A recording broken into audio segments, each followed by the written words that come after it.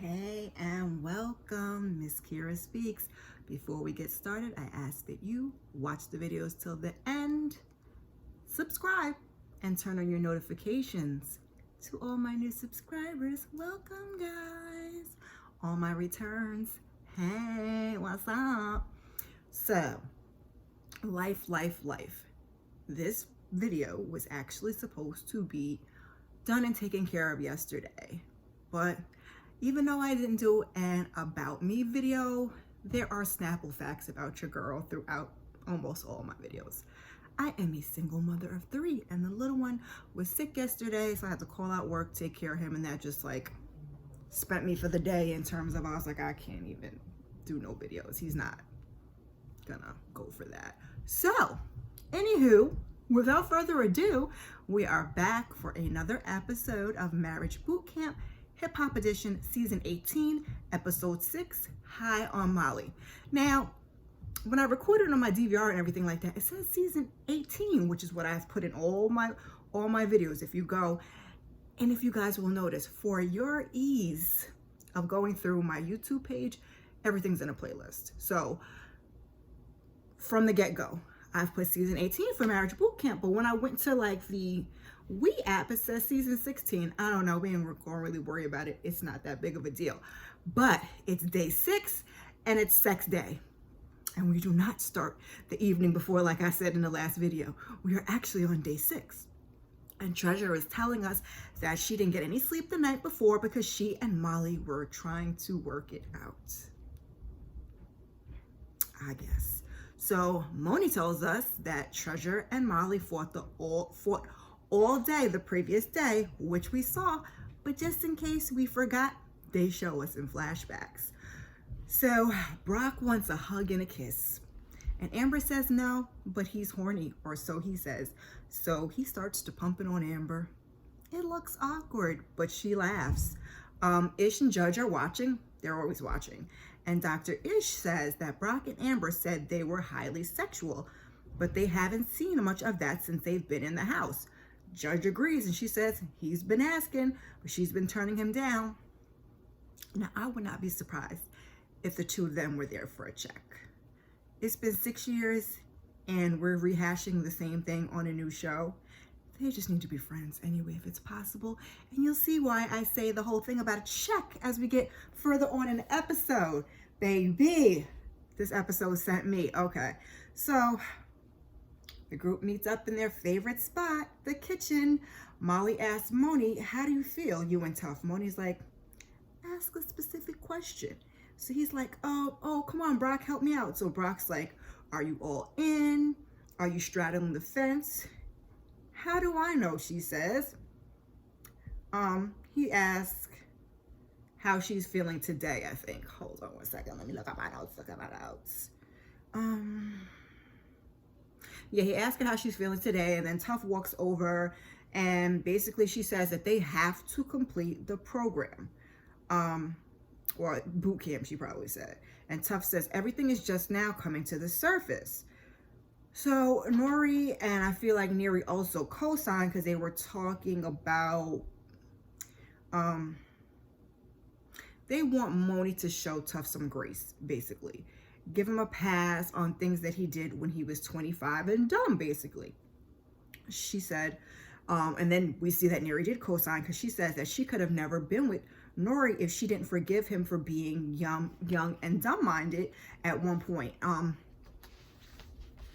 part of that's true. With cheating, is a very touchy subject, but part of that is true. And you shouldn't be doing the same things at 25 as you're doing at 25 as you are at 35, and so on and so forth. So Tuff says, it wasn't intentional, and Monie says, you never fully accepted accountability for your lack of judgment. You want me to say the cheating was not your fault? UGD right, she says. So he says he takes accountability, and he reveals that when he was growing up, his dad had a whole nother house. They didn't have certain things, and the other one did, but everything was all right because they were all,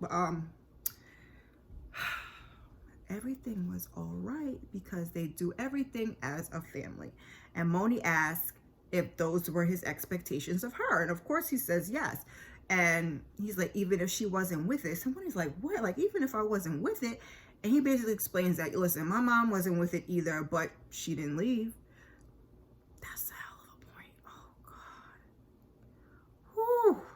Same thing with his grandfather, he says. He thought as long as he took care of home, everything will be okay. Like, he could run the streets and everything will be all right. So Monie says in her world that cheating is a deal breaker and he didn't give her a choice.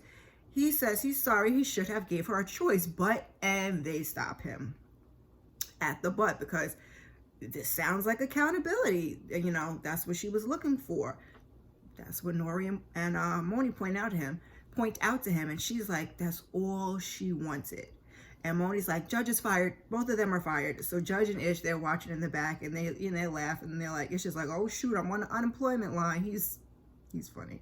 So they say, like, this is a huge start, and this is why they say boot camp is a communal experience, because they can't hear everything from them because they're not from that hip hop, culture world. So they can do for each other what Ish and Judge can't. So Monie says, she's going to pack. So in the room, like, she's thankful. She's making noises. She's like, woof. Yes. Oh, my God, Lord. Yes. Long time coming. Oh, my Jesus. Thank you. Thank you. Thank you. And she says she's relieved. Now, the only thing I will say personally is they have a 13-year-old. So you mean in all of these years that you never discussed his family situation or his upbringing or any of that? Like, that seems a little weird, and that's why communication is so important. You don't know these things, and then you just set yourself up for disaster. But okay, so Monie says, now she can begin to heal. So she goes back downstairs and she joins the group in the kitchen. And Nori says the word of the day is accountability. So, they all clapping and everything. And Tuff further apologizes to Monie in their confessional. And I just love Monie's accent. She's like, okay, I accept. Let's go have our steak dinner. She's too cute. So Dr. Ish says, this is huge in his confessional, and hopefully they can clear a path for both of them to move forward and do some healing. So the group's wondering, like, what are we going to do today? And, they pretty much think it's going to be something light, because they're supposed to be on the other half. So they're supposed to be they did the breaking down. Now we're on the building half. So Brock, like, kind of off to the side, asks Treasure what's wrong. And she says that, she's uncomfortable. She's uncomfortable about the experience, and she's trying to figure out what the experience is about. And Molly's like, that doesn't make any sense. Like, I don't know how to answer. So then she gets up and walk away because she's just annoyed because Molly's annoying. So Brock tries to come to her defense to Molly. And he's like, the relationship is new. And so,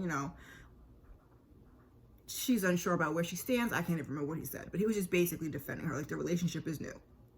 Show up and do your part. So Molly starts rambling, like, no matter what he does and blah, blah, blah, and step up for him and blah, blah.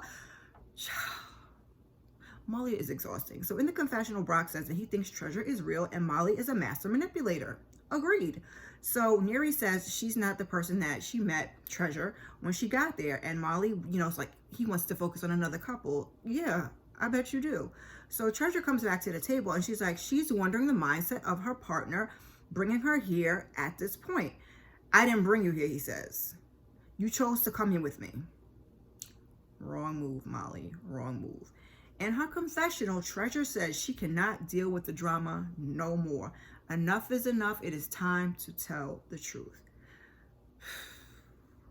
Let me take a deep breath back. Let me take a sip of wine. Even, because this is a whole doozy. It's a doozy.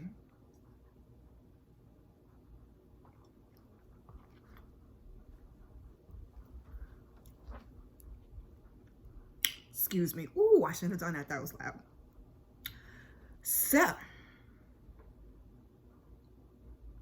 she says, I chose to come with you, Molly. I chose to come here. We made up a story about us being here and us being in a relationship to be here so both of us can help our careers.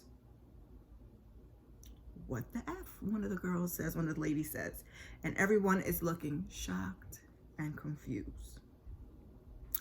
And they all say as much as their confessionals. Treasure says they never spent the night together until they were in quarantine.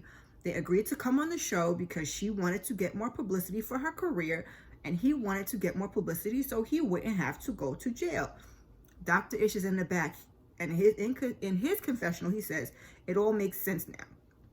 He knew something was off. Child. Treasure done effed up the whole thing. She done flipped the whole thing on his head. I mean, I appreciate her honesty. I don't know how the two of them thought they could pull this off, but I'm tempted to have another sip of wine, but we're just going to keep moving and get through this whole thing. Like, oh, damn.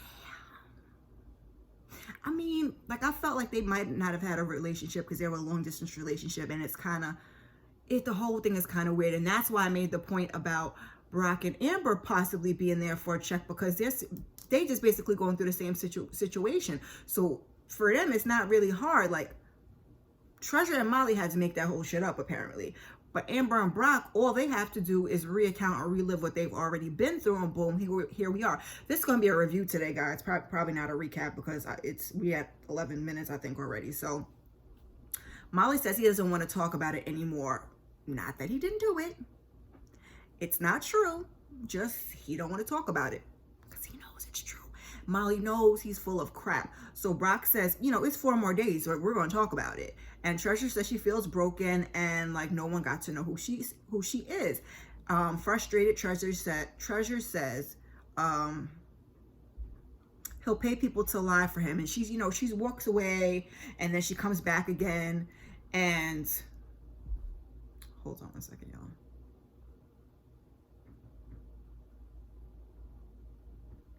Sorry. Nori says, which was a good question, if they don't really know each other, why does he make her so angry? And Treasure says he taps into her insecurities. Molly asks how. She's like, we had sex one time, and you had to take, he had to make her take a Molly and to have sex, and he had to take a Molly or Viagra and all types of extra ish.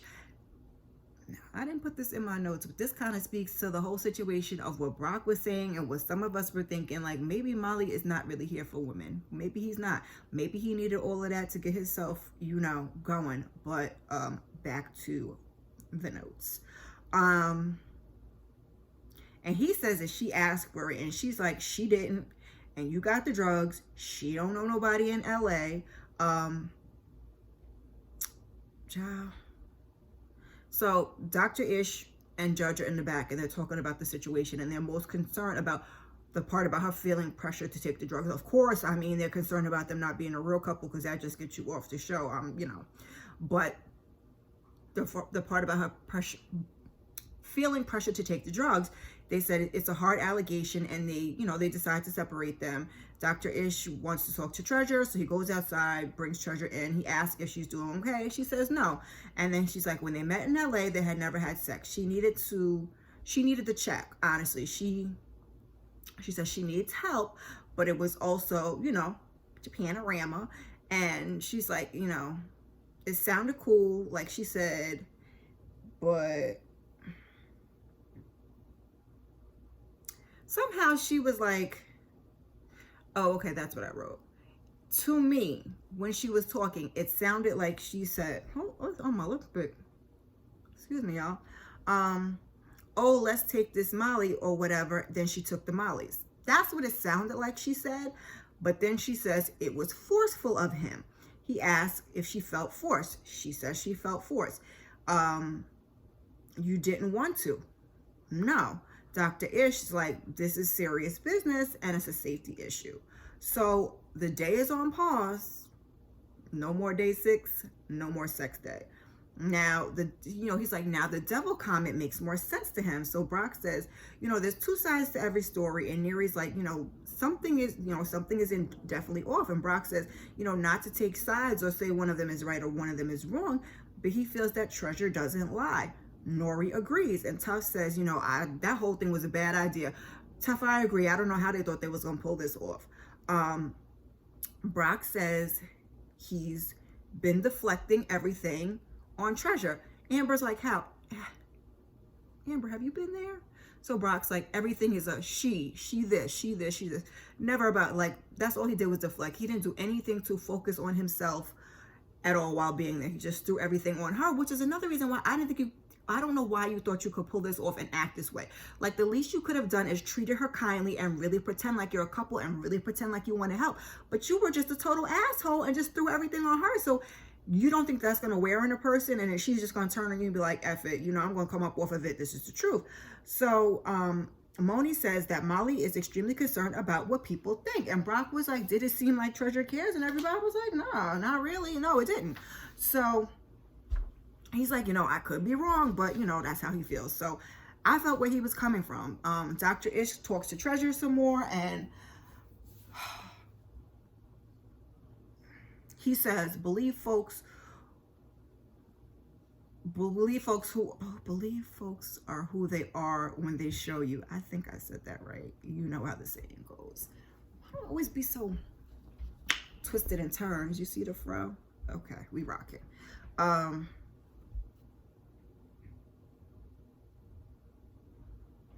You know, Treasure says she feels heard, and he's like, nobody's holding her there against her will.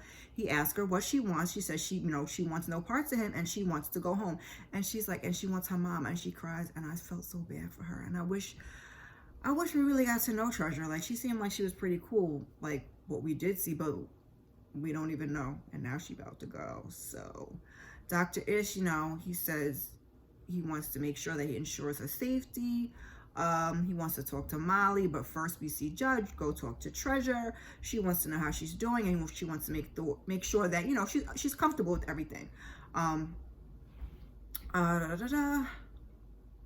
Treasure says, you know, they've all made her feel, you know, production, everybody has all made her feel very comfortable. Judge asked if she wants to call the police or the authorities, or would she like to just go? And Treasure says she wants to think on it at home, in the comfort of her family. She knows she's been wrong. I don't think she's gonna get the authorities involved. I really don't. I think she's just gonna go home and just move on with her life. So Judge says, you know, she'll have her come and say goodbye to everyone. So they hug it out. Dr. Ish wants to confront Molly with the information against his side of the story. Child. Molly says they were talking on the phone and they were dating, and what these notes say, child. But so Dr. Ish is like, but you weren't romantic. He's like, in the pre-interview, you said you were together for a year, and Treasure said you were on and off for 4 years, but he's my boyfriend. I love him. I was like, damn, y'all can't even get your stories together from day one. But anyway, Molly, he can't admit that he lied. So Ish is like, going steady for a year is a lie. He's like, yeah, well, that part isn't true. So Molly's talking, and Dr. Ish has to tell him, like, listen, dude, you're 43. What are you doing? This ain't no high school Ish. We ain't talking. Just a bunch of BS as per usual from Molly. So he says, you know, that she was lying about the drugs. They can check his things. Like, if you had drugs, you would still have them on you. But okay, Molly. Whatever she did on her own. That's a lie, he says. And I think he's lying. Like, I don't believe him. And it's not even just the charges are out there about him, just how he's behaved in the show. I don't believe him. So then he's like, okay, so let's say that we did it. I didn't coerce her. That's what he was more so worried about. Like, even if we did drugs, which they did. I'm sure they did. He's saying he didn't coerce her. I don't know if I believe that. So he's like, you know, we had a deal, but, you know, and everything, but, you know,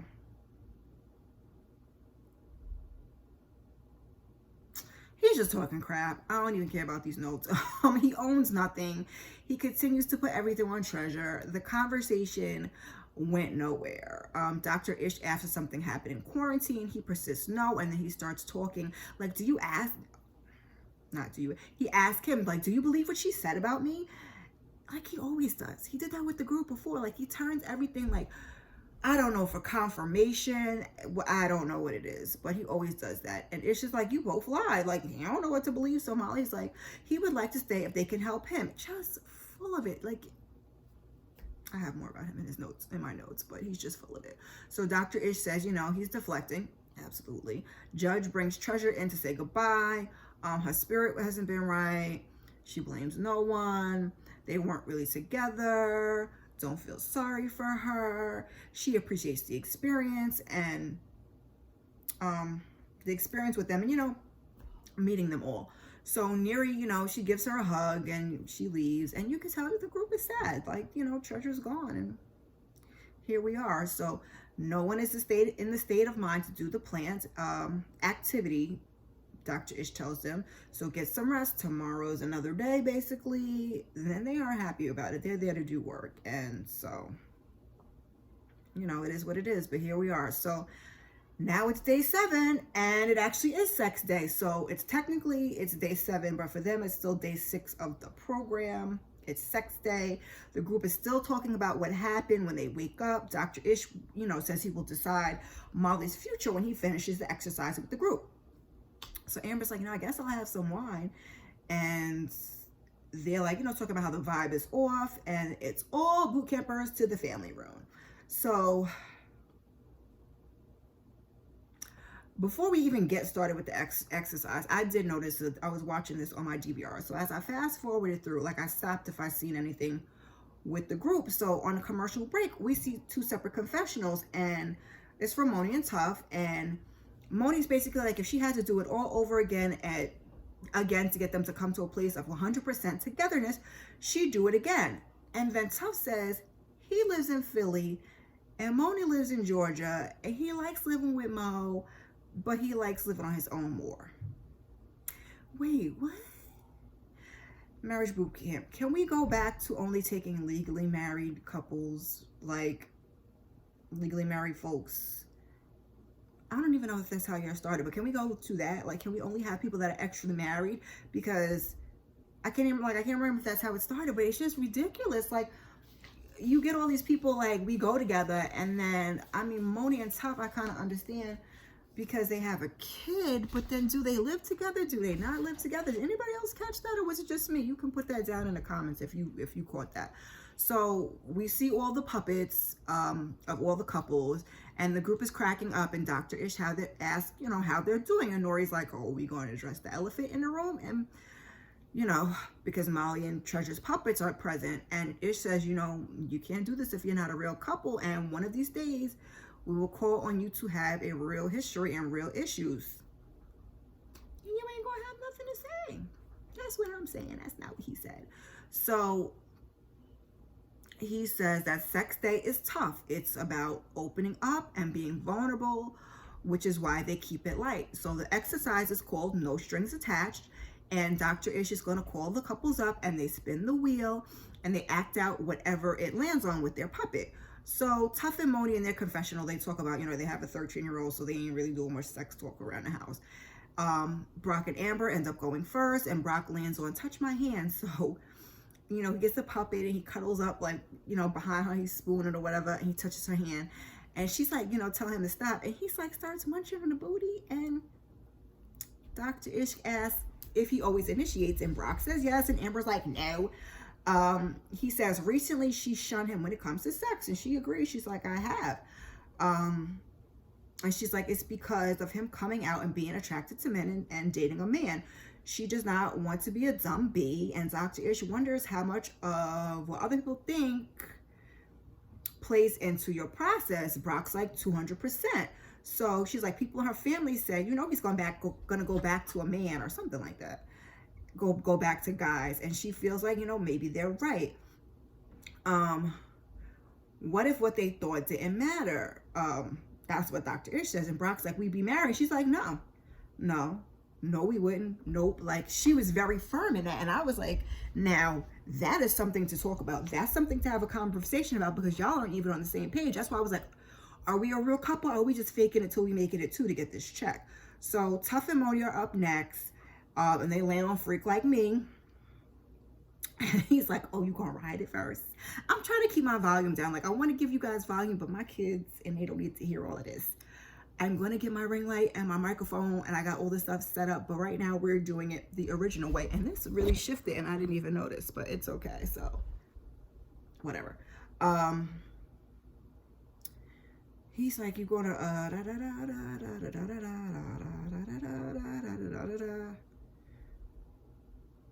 So he's like, are you gonna ride it first? And she's like, yeah. And I was like, well, all right now, Monie. And Tuff's like, he comes in the room with his slammer out so she can't avoid it. And Dr. Ish notices that she's smiling. He's like, it's part of the game. And she laughs. She's like, it is. And he says, you know, she's starting to respond. And everyone notices she looks happy. And I was like, just maybe we know why she stays with him. Other than that child, they seem to, you know, they seem to be getting it popping, all right? Dr. Ish says he wonders how amazing it would be if they could get back to that. He asked Tuff if there's anything else he wanted. He said, you know, some brains, you know, some lettuce, you know, if you will, Stevie J. We find out that Monie don't do that as punishment for what he did. Damn, Monie, for 13 years, like that's a long time. So Dr. Ish asks if there's a world where she's comfortable getting back to that, and she doesn't think that there is. So Tuff thought, like, you know, with the breakthrough, that at some point that they would get there eventually. So Dr. Ish says, you know, if she feels in her heart of hearts like she's never going to move past this, then she's got to let him go. And that just may be what it is. Some people just really can't move past cheating, and it's been 13 years. So Dr. Ish, like, it's not just for Tuff. It's, you know, it's setting you free. And Nori in the confessional reminds us that forgiveness sometimes isn't for the person, it's for you. You have to forgive yourself, forgive them to move on to be a better person. And then so last is Nori and Neri, and, you know, they land on Kiss Me on My Neck, and Neri, she just hops right on it. I was like, oh, okay. And Dr. Ish asked, like, Nori, just gonna lay there? And then they're talking to Ish, and, you know, he's talking about them still getting excited with pleasing each other after all these years. And he asked Neri what else she wants them to do in that moment. And she says, be more freaky, but she also lets her know, like, the bedroom ain't never been a problem. She's never not satisfied. She wants him to satisfy her in other places, help. So he's like, Dr. Ish says, draw him a hard target. That's what, you know, Judge Toller would tell them. Fellas, foreplay is key. Not just physically, it starts before we even see each other. As a wife, I am sure if Nori comes in, she sees he's cleaned or he's helped out, like, she want to be on it even more. This is what I'm just saying. I'm trying to help y'all out. So Judge lets us know, not Judge, Dr. Ish lets us know that intimacy allows us to be our true selves without fear of judgment. Embrace the vulnerability and tell your partner what we need. Closed mouths don't get fed. That's what I say. So Judge is there to talk to them, and, you know, Nori and I think Neri both started clapping, and Nori's like, I don't know why I see her, I just started clapping. He's so silly. So she says, typically, you know, Ish has to do a lot more to get them to that point. And so she says, Monie and Tuff had the best breakthrough in boot camp so far. And now she wants them to basically take it to the next step, which is figuring out which way they want to go, and that's not an easy thing. So Amber and Brock, she's like, y'all like to rock and roll and freak and teak and a little sneak. I was cracking up. I said, Judge is silly, y'all. So she says she needs them basically to construct a country of Amber and Brock. And in that country, handle your business regardless of anybody else. Do not share it. Share it between the two of you. That might work, but I don't even know if these two honestly need to be together. But let's not undermine the judge. So she said Nori and Neri remind her of herself because they've been in it for so long. But sometimes you think that you know it all, and you don't, and that you set up a pattern of behavior with your partner. And she tells Neri, like, give him small hard targets, babe. Like, and then she says, when he does it the first time, he gonna screw it up, but don't criticize. I don't know why that just made me laugh so much. So she's like, it's the reset day. Basically, they got 4 more days to make a decision. So now, here my mood comes down, because Dr. Ish got to go deal with Molly and his foolishness. So he asked him how he's doing, and Dr. Ish is like, you guys are not, you're an illegitimate couple, and so you don't meet the criteria for the house. So Molly starts talking about a vibe, and Ish is not buying it. He's blah, blah, blah. He's talking, and he knew, he had issues, and it would make him a better judge of character, and blah, blah, blah. And all of that would be good if he actually listened and received and did the work. But we have seen all boot camp. He has not. You're not receptive to it. So why should you even be there, period? Dr. Ish says that it's a program for couples looking to save their relationships. Long story short, he tells Molly, you gotta go. And that's where we end. Yay! Don't let the doorknob hit you, Molly. Wasted them people's good time. What did you guys think of the episode? And where do you think the couples, where do you think the couples are going? Put it down in the comments. Me, personally, and sadly, I think like Nori and Neri are the only ones who really have a shot at it.